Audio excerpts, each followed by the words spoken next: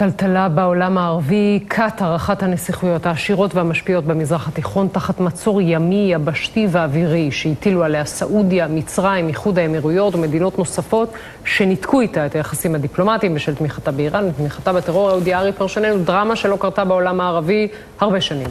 אכן, מה שאנחנו רואים זה ניסיון להכניע את קטר, יכול להיות גם לגרום לכך שיהיו חילופי שלטון בקטר, כלומר האמיר תמיר ואבא שלו שמאחורי הקלעים שקדם לו, האמיר חמד, לא ישחקו את המשחק. קטר היא מדינה קטנה, 2 מיליון ומשהו תושבים, מתוכם רק כשמינית הם קטרים אזרחים, אבל יש לה הרבה גז, נפט ולכן גם הרבה כסף. המצור על קטר כרגע הוא כזה שתקחי בחשבון ש40% מהמזון שצורכים בקטר מגיע בדרך היבשה מסעודיה. די, המאגר חסום, היום רוקנו שם כבר בקטר את הסופרמרקטים. הטיסות בוטלו, המרחב האווירי נסגר. מי שקופץ עכשיו, וזה צריך להדליק נורת אזהרה, זה איראן, שאומרת לקטרים, אתם בבידוד מוחלט בעולם הערבי, אתם באמת במין מצור, הנמלים שלנו במפרץ הפרסי יוכלו לשרת אתכם. האיראנים לא יספיקו בעניין. אני חושב שמה שאנחנו רואים כרגע זה שגם ארצות הברית ומעניין גם רוסיה, שתיהן מאותתות לקטרים, תלכו להסדר עם הסעודים, תלכו לפשרה, קרי, תפסיקו לעשות מה שאתם עושים כל הזמן. א', התמיכה באחים המוסלמים, כולל חמאס. 2, המשחקים המעורבבים שמשחקים כל הזמן עם איראן, שהיא שותפה של קטר בשדה הגז הגדול ביותר במפרץ הפרסי. תודה רבה, אהוד. أهلا وسهلا. شو الهدف من الخطوة السعودية المصرية الإماراتية باتجاه قطر؟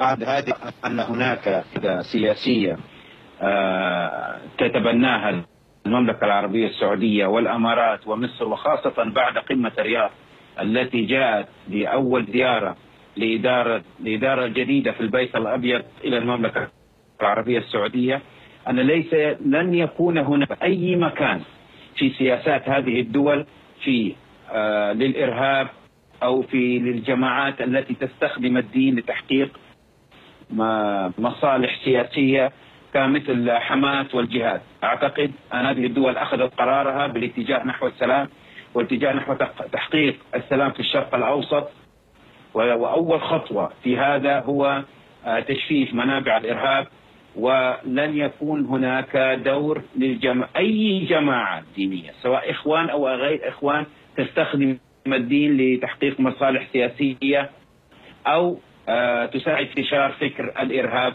باسم الدين أو باسم المقاومة أو باسم الجهاد. الآن في نوع من الخسارة على قطر. أنا أعتقد أن صناع القرار السياسي في قطر لديهم الآن الكرة في ملعبهم، وأعتقد أنهم سوف يراجعون حساباتهم. فقطر مع احترامي لها لا تستطيع أن تواجه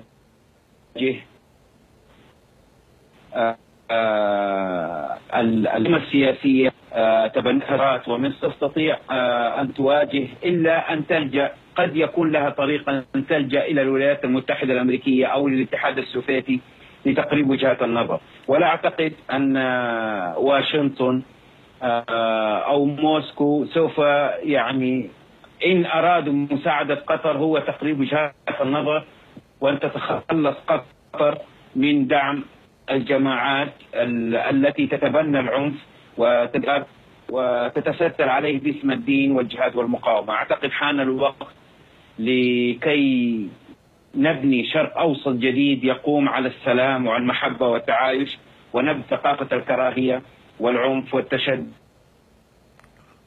شكرا جزيلا. التي لم تجلب للشرق الأوسط إلا مزيد من الخسائر. شكرا جزيلا أستاذ عبد الحكيم. شكرا. حميد حكيم. شكرا. העניין הבא, אמירות קטר, שבמפרץ הפרסי התמודדה היום עם מתקפה דיפלומטית וכלכלית שלא ראינו כמוה במזרח התיכון בשנים האחרונות, לא כלפי מדינה ערבית בכל אופן.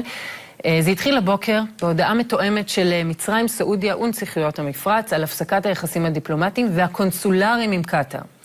המשמעות המיידית, סגירת מעברי הגבול, הפסקת הטיסות מקטר ואליה, גירוש אזרחי קטר אל מחוץ לשטח של המדינות המחרימות, איסור על הכנסת מוצרים מקטר, וגם סגירת השלוחות של ענקית התקשורת שמגיעה מקטר אל ג'זירה באותן מדינות. עכשיו, זאת מכה כלכלית אמיתית, כי בשנה שעברה הסחר בין קטר לשכנותיה הגיע ל$10 מיליארד. כמובן שהשערים בבורסה של קטר צללו היום, יותר מ7% ספרו שם, ואזרחי קטר, שהם מיעוט במדינה שבה רוב התושבים הם אזרחי חוץ, עובדים זרים, התחילו לאגור כמויות של מזון, על כל מקרה שלא יבוא. עדיין לא דיברנו על גורל המונדיאל שהנסיכות אמורה לארח ב-2022.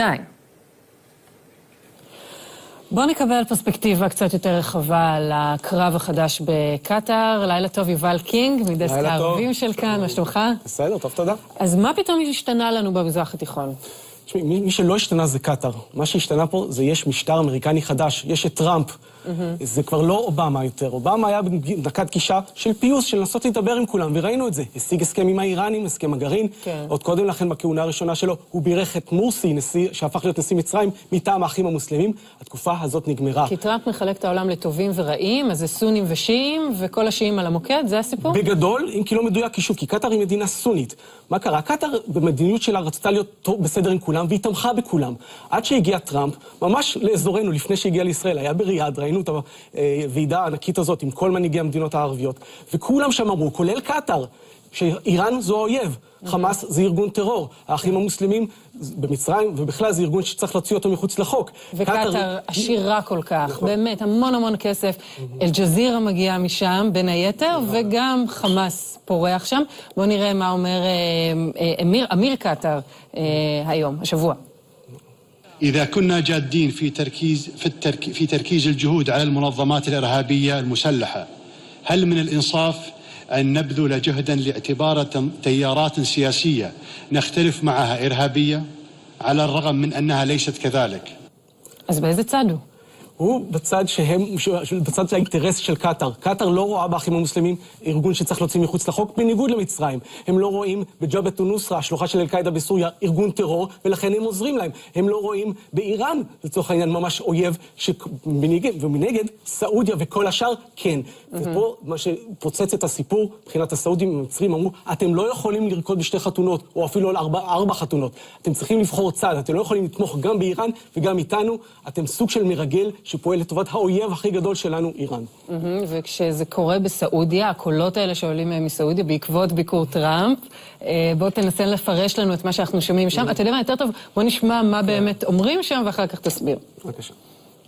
كيف تفاهم مع واحد أو نظام لديه قناعة مرسخة بأنه نظامه قائم على أيديولوجية متطرفة منصوص عليها في دستوره ومنصوص عليها في وصية الخميني بأنه يجب أن يسيطروا على مسلمي العالم الإسلامي ونشر المذهب الجعفري الاثنى عشري الخاص فيهم في جميع أنحاء العالم الإسلامي حتى يظهر المهدي. وين نقاط الالتقاء التي يمكن أن نتفاهم فيها مع هذا النظام تكاد تكون ليست موجودة. זה הסיפור בכללותו. האיש הזה, הבן של מלך סעודיה, ומי שבפועל מנהל את המדינה הזאת, את הממלכה, מוחמד בן סלמן, אומר, תקשיבו, עם מדינות אחרות אפשר להגיע להסכמה, אם יש חילוקי דעות. עם איראן זה לא אפשרי. אפשר, הם רוצים להשתלט עלינו, לכן קטר, אתם תומכים באיראן, אין לכם מה לתמוך בה. או שתהיו איתנו, או שתהיו איתם, ובגלל שאתם לא איתנו, אנחנו עכשיו נטיל עליכם את כל הסנקציות האלה, ואת החרם הזה, ומנסים לשבור את קטר. בסך הכל בהצלחה, דבר כזה עוד לא ראינו. איך כל זה ישפיע על חמאס להערכתך? חמאס זה השלב השני, כי הכעס על איראן, על קטר, קודם כל בגלל התמיכה שלה באיראן, אבל גם בגלל שהיא מערכת את החמאס. חאלד משעל, אנחנו זוכרים אותו, מתהלך לו במלונות היוקרה ואוכל את האוכל הטעים שם בדוחה בקטר. הם עכשיו התבקשו גם לעזוב והתחילו, וזה בעקבות לחץ גם אמריקני, שראינו טראמפ אומר, חמאס זה ארגון טרור, ייתכן שגם ישראל ברקע, לא מן הנמנע, ומצרים, שבסך הכל בכלל את האחים המוסלמים, לא רואה בהם ארגון לגיטימי. יש את אל-ג'זירה שעדיין רואה במשטר, מתאר את המשטר במצרים כמשטר לא לגיטימי. ולכן כל הדברים האלה, תוסיף אותם, נשבר להם פשוט, נשבר לכל המדינות הערביות, ועכשיו שיש את טראמפ ויש את האמריקאים, ואין את אובמה יותר, יש את הכוח הדרוש, מה שנקרא להיכנס בקטר, לא לוותר לה, להתנגד לה, ואנחנו רואים עכשיו את התוצאות של זה וההשלכות של זה. יובל קינג, דסק הערבים של כאן, תודה. תודה לכם. לגבי החדשות של הבוקר, תראה, ברור לכולם, והאירוע של הבוקר רק אילוסטרציה נוספת, גם במדינות ערב מבינים שסכנה אמיתית לכל האזור.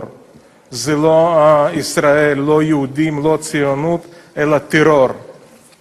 מדינות ערב שניתקו יחסים דיפלומטיים עם קטר לא עשו בגלל ישראל, ולא בגלל סוגיה הפלסטינית, אלא בגלל חשש שלהם מפני טרור אסלאמי קיצוני. אין ספק שזה פותח הרבה מאוד אפשרויות לשיתוף פעולה במאבק בטרור. ראינו נשיא ארצות הברית מבקר בערב הסעודית, והוא מדבר בראש וראשונה קואליציה כנגד טרור, לא שום דבר אחר. אני חושב שבאמת מדינת ישראל יותר מפתוחה לשיתוף פעולה. כדור כרגע נמצא שם בצד השני, וכל ניסיון לקשור בין סוגיה פלסטינית ליחסים בילטרליים בין ישראל למדינות ערב המתונות זה פשוט גישה שגויה. עובדה שאנחנו חתמנו 2 הסכמי שלום עם מצרים, עם ירדן, בלי שום קשר לסוגיה הפלסטינית. עם קשר, אבל לכן, עוד פעם, עם קשר, אבל בלי לחכות לאותו פתרון. סליחה, ההערה התקבלה. אני אומר לך, גם פה אסור להתנות התפתחות הקשרים בין מדינת ישראל למדינות ערב מתונות בפתרון סוגיה הפלסטינית.